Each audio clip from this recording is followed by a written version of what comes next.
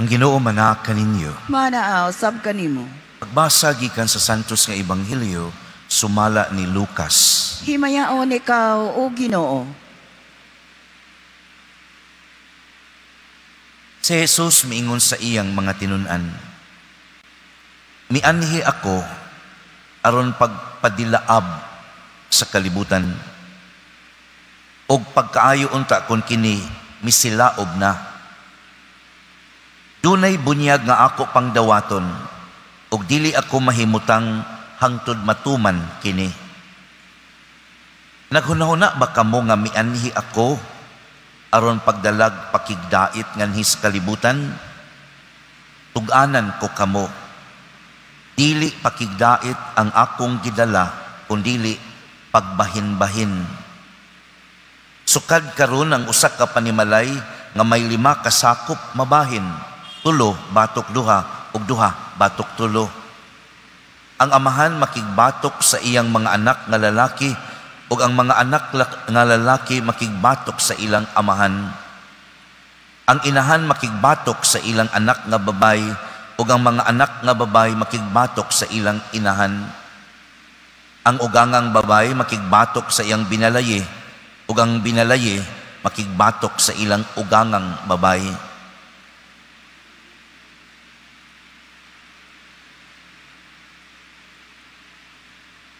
Ang Ebanghelyo sa Ginoo. Daygon ikaw o Kristo. May buntag sa tanan. Ako di ay si Father Arthur Navales. Ako usa sa mga bag-ong pari dinhi sa katedral tungod ni adtong general reshuffling which happened recently, last week. Mao na nga makit-an ko ninyo karon sunod di na pod kay magtuyok-tuyok man mi. Apan ang nakaila kanako nahibaw na nga dinhi ko mga 20 ka tuig milabay uban ni Monsignor Adel Abilia. But nonetheless, ani ako karon aron pag iyak kaninyo sa atong pamalandong.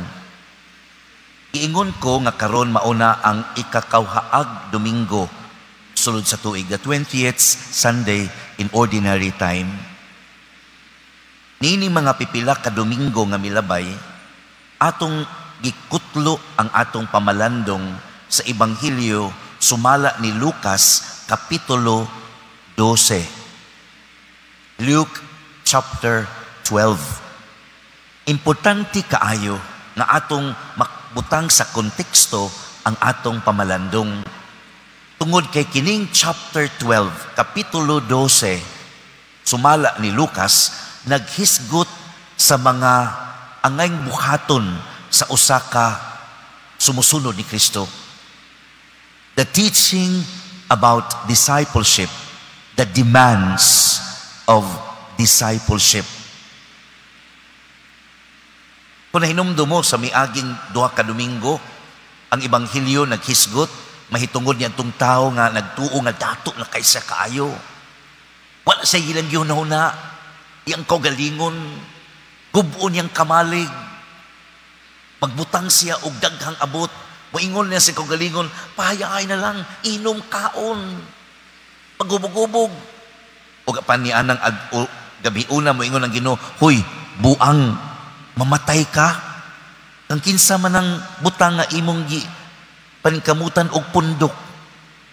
Isa may makapanag-iana, mingon din ng Ginoo, mao kanay mahitabo sa mga tao nagdato sa kalibutan apan kabus diha sa Ginoo. Sa miaging Domingo, wa mo kahinumdom nga ang Ebanghelyo naghisgot mahitungod sa atong pagka mabinantayon, pag-andam, kay moabot ang tag-iya nga wa nato hisayre kanus amo abot unya kun moabot na gani nga wa ta magbuhat sa atong buhaton tagud-taguron kita sa tag-iya karon inana ka kalisod ha, dili ni sayon ang pagkakristyano, dili ni pagsimba lang matag Domingo napagay uban nga di gyud mo simbag Domingo. Ang Ebanghelyo karon naghatag ka nato sa konteksto sa pagkasumusunod ni Kristo. Niingon siya, Do not think that I have come to bring peace. I come to bring division. Ayaw ko naunaang nga ak nga nagdala ako karon og panagdait, kundili pagbahin-bahin. Diba, ang atong Ginoo, iilaman nga hari sa kalinaw, o sabi gipasabot ani, ayaw kalimot sa konteksto. Kay gibutang kini sa konteksto, diha sa pangutana, how deep is my relationship with Jesus?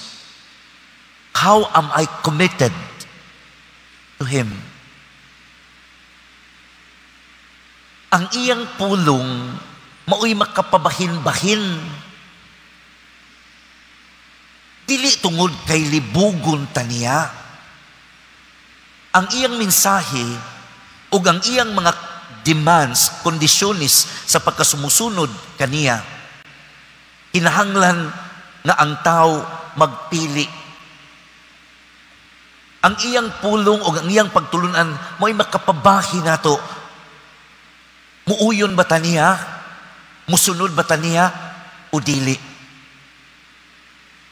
Pananglitan, diya sa atong pamilya, ang bana ug ang asawa, di magkauyon. Tungod kay ang bana, ihaylo o daghang milyones. Ug ang asawa mo ingon, di ko, kay sayop na. Apan ang bana, midawat sa illegal o kurakot nga pamaagi. Mabungkag. Pananglitan, dunay usa ka anak na mabdos. Moingon dayon, ipakuha na.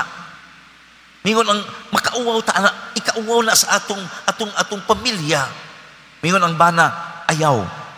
Moingon ang asawa, makauwaw na, ipakuha na. Mabungkag. Mabungkag ang bisan ang pamilya tungod sa pagtulunan o pag-uyo nato sa pagtulunan ni Kristo. Mao kanay gihisgutan diini ang iyang kamatuoran. The truth of Jesus divides people.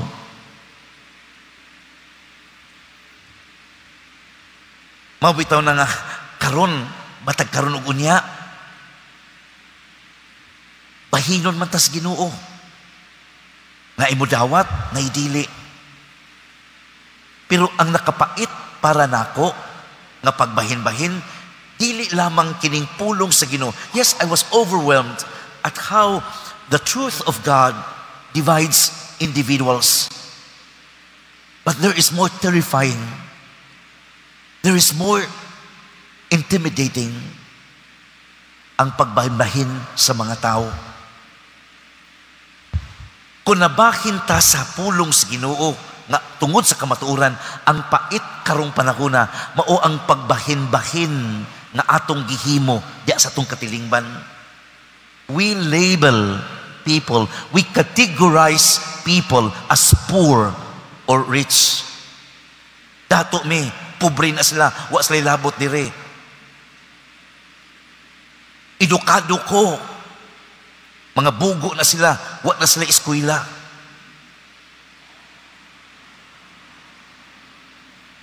Espesyal me, wa na sila labot. Ngunit kuyaw, bisan sa atong politika, grabe pagkabahin-bahin, pinaagi sa mga kulor. Ngunit pait. Dili nabahin, dili tungod sa kamatuoran, nabahin tungod sa kahakog sa tao. Ug maunay pait nga pagbahin-bahin. Kay ang pagbahin-bahin, pinaagi sa kamatuoran sa pulong sa Ginoo, adunay kalinaw. Kay baw kang ang imong gibuhat, maayo. Apan ang pagbahin-bahin, sumala sa pamaagi sa tao, mao ang pagbahin-bahin, gumikan sa kakog o sa pagtanaw sa iyong kaugalingon nga maura importante. Bitaw, bisan sa simbahan, Doon naman tayo pagbahin-bahin na ay mga righteous, mga tuo nila nga santos, na asay mga makasasa. Tanawa ang simbahan, doon ay conservative, doon ay progressive. Pisan din na sa atong katilingban, di ka kaapil sa grupo kung di ka parehas nila. Tanawa di sa simbahan, mag-unay og libakanay.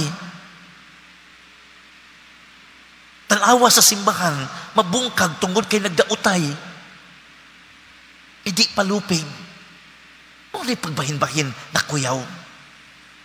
Dili ang pagbahin-bahin sumala sa kamatuuran sa Diyos. Na iniingon nga, Pader, nagbahin-bahin ta because we are different from each other. I don't think the problem lies in our differences.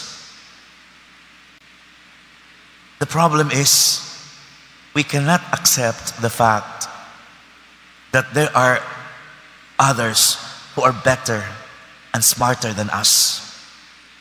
Therefore, people, insecure people, begin to destroy other people. Naidaghang mga tao, di ko mutuong nga bahin-bahin. Naiubang mga tao nga di yun mutabang tungod kay mahadlok sa ilang status quo. Pakwaan. Ang problema, it's not the problem of differences.